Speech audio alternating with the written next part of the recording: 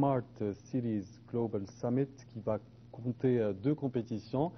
Le Leapfrog Hack et Startup Competition figurent parmi les rassemblements les plus conséquents des plus influents acteurs du domaine technologique et économique. L'événement en question réunira plus de 50 intervenants venus de 18 pays différents et dont la plupart arrivent tout droit de la Silicon Valley.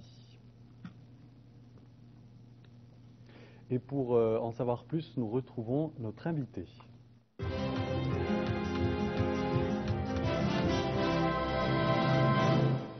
Et nous avons avec nous ce soir Essia Zmir, bonsoir. Bonsoir. Alors vous avez différentes fonctions, mais celle au sein de l'événement, c'est chef organisatrice justement du Leapfrog Hack et Startup Competition, membre aussi du comité d'organisation de l'événement Algiers Global Summit.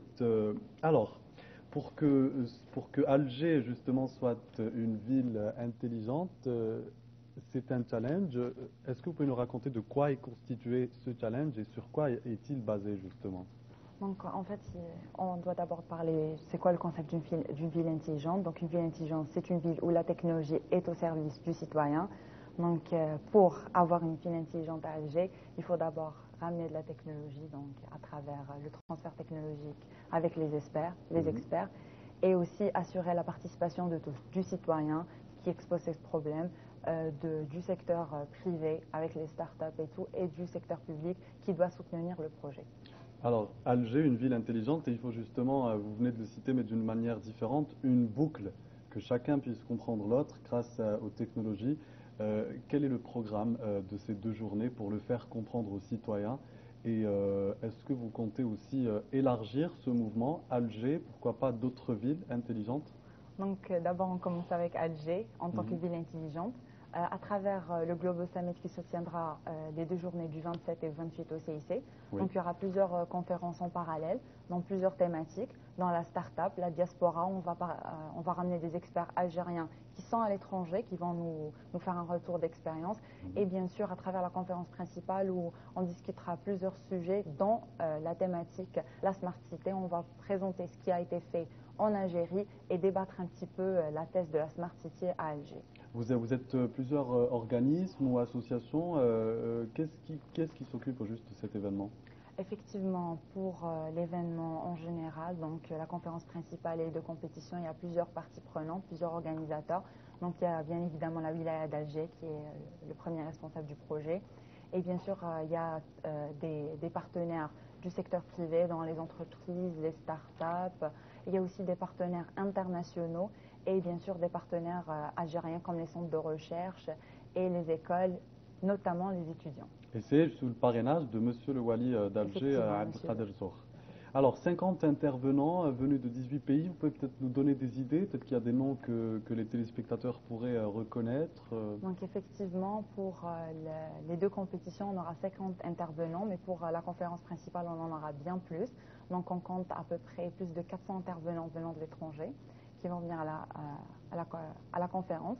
Donc pour la compétition, il y a plusieurs experts venant de la Silicon Valley, comme par exemple Jonathan Trant, qui est un NASA scientist, ou bien par exemple Monsieur Bain venant du Canada et plusieurs autres intervenants. Donc il y a le Japon, la Chine, plusieurs pays. Alors, justement, nous avons parlé de ces intervenants, mais là, le plus important, parce que c'est une autre facette apparemment essentielle au sein de votre événement, c'est cette compétition. Est-ce que vous pouvez nous en dire plus? Donc pour la compétition, ce sera le plus grand hackathon organisé en Afrique.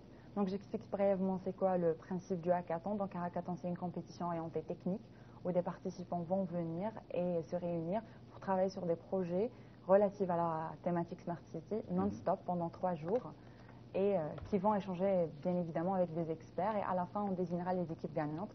On aura plus de 200 participants et des centaines d'intervenants venant de l'étranger. 54 heures au cours desquelles les participants seront, vous le dites, plus ou moins au nombre de 250 répartis dans des équipes. Ils vont développer des projets au juste? Effectivement, donc ils vont se mettre en équipe et développer des projets qui sont relatifs à la thématique Smart City, donc des projets qui résolvent des problèmes du quotidien en utilisant la technologie, et aussi des projets qui sont dans les 3 sous-thématiques qu'on a imposées, des contraintes technologiques. Donc, ce sont les nouvelles technologies, d'où la nomination du hackathon Leapfrog. Donc, Leapfrog, c'est une nouvelle technologie non linéaire. Donc, il y a la première catégorie qui est IoT, les objets connectés. Donc, la deuxième catégorie, la blockchain, la fintech, une nouvelle technologie qui est arrivée juste dernièrement. Et bien évidemment, big data, le cloud et intelligence artificielle. Et quels sont les prix prévus pour les vainqueurs? Donc, Ça aussi, c'est un tout petit peu, enfin pas un tout petit peu, c'est très motivant. exactement. Donc, Oui. pour la toute première fois en Algérie, on a des prix aussi énormes pour des compétitions. Donc, déjà, on compte plusieurs stages rémunérés à l'étranger, dans plusieurs pays, dans l'Emirates, la France et le Liban, notamment en Algérie, bien évidemment. Et on compte aussi un prix total de 5 millions de dinars qui sera réparti à travers plusieurs projets proposés par des entreprises. Donc, il y a des entreprises, 5 millions de dinars. exactement, 500 millions de centimes. Oui. exactement, qui vont proposer plusieurs projets et à la fin, on désignera les équipes gagnantes. Alors, il aura pour but d'exposer la matière grise, aussi sollicitée à travers vous, à travers ces heures intenses de travail.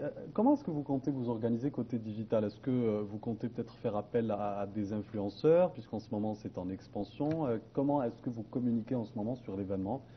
Vous avez les médias, mais comment vous le faites aussi sur les réseaux sociaux?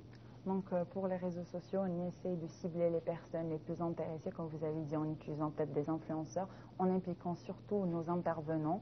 Mhm. Donc, en ayant des speeches de la part de nos intervenants. Par exemple, on a eu une petite présentation du projet par le docteur Haltani et bien sûr en visant principalement les écoles et les centres de recherche en Algérie en faisant des partenariats avec eux. Très bien. Et où est-ce qu'on peut s'adresser à vous? Est-ce que vous avez eu un site internet ou une page Facebook? Donc, Même on pour a les inscriptions, est-ce qu'elles sont déjà... D'abord, est-ce qu'elles sont toujours ouvertes, ces Oui, elles inscriptions? sont toujours ouvertes, mais elles vont être bientôt fermées, donc c'est un peu le moment de s'inscrire. Pour l'inscription, c'est au site cse.club/liprog-26hack. Mhm. Et pour la startup, c'est la même chose, cse.club/startup compétition.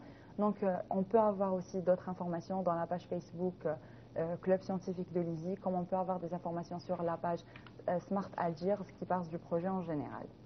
S'inscrire après les horaires des épreuves du bac, parce que sinon c'est très impossible d'y accéder. D'ailleurs, Alger Ah oui, Smart City et ses coupures Internet, ça ne sonne pas ça sonne faux. oui. Merci beaucoup, Elsie Azmir. Merci d'avoir été avec nous, d'avoir répondu à nos questions. Je rappelle que vous êtes chef organisateur du Leapfrog Hack et Startup Competition. Merci beaucoup. Merci à vous. Restez avec nous, nous partons aussi sans transition à Ain Timucent. 18 plages y seront autorisées à la baignade pour la saison estivale 2018, dont les préparatifs sont lancés. Par ailleurs, de nouvelles infrastructures verront le jour pour accueillir le plus grand nombre de visiteurs. Regardez. À Ain Tmouchent, 18 plages ont été autorisées à la baignade pour cette saison estivale,